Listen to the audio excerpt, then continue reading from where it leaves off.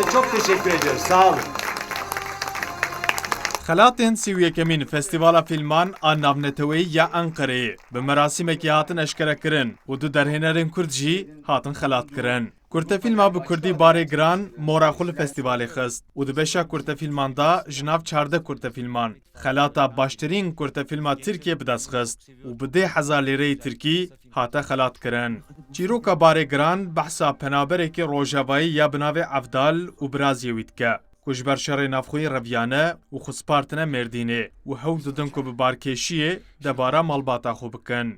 Derhênerê kurtefîlmê Yılmaz Özdilê ku li zanîngeha Mardin Artukliyê di beşa Kurdolojiyê de akademisyeniyê dike.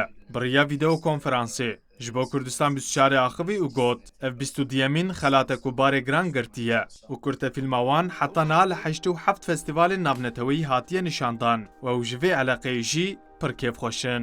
فیلمنامه به نام بار گراند هل سویه کمین فستیوال ناونتوی یا انقره خلات باشترین کرتا فیلم ترکیه ورگرد براستم پر به کیف خوشن هیویدارم او خلات ریا موکه و در فتی بدتما و امجی بکارن کارین خواه ین هنری به زمان کردی بردوام بل ترکیه و هر بسا سود ورگرن جه در فتین آبوری و چاندی ین ویوالاتی Her wiha derhênera Kurd Ayten Başar Yetimoğlu'ya ku ji Erzinganêye bi belgefîlma xwe ya bi Tirkî ya bi navê İçimdeki Küller xelata baştirîn belgefîlmê wergirt.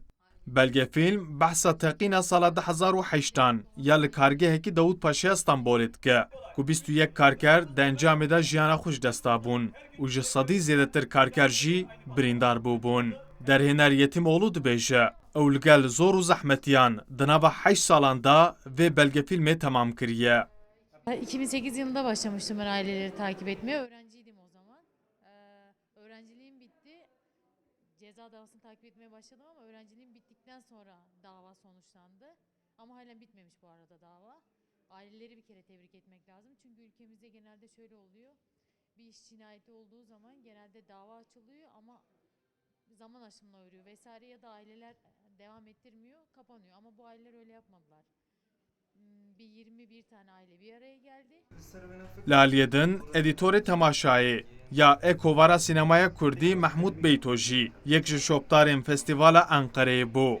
Beyto dibêje Sinemaya Kurdî him li festîvalên Tirkiyê û him jî li festîvalên cîhanî her diçe zêdetir derdkeve pêş.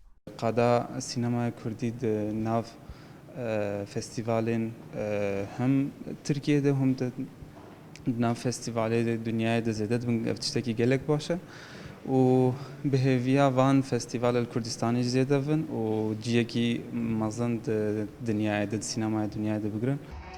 Sîwiyekemîn Festîvala Fîlman a Navneteweyî ya Enqereyê dibin şert û mercên pandemiyê de li Tirkiye yekem Festîvala Fîlman bû û di navbera sisê û 11 îlonê de li Enqereya paytexta Tirkiye bi rêva çû.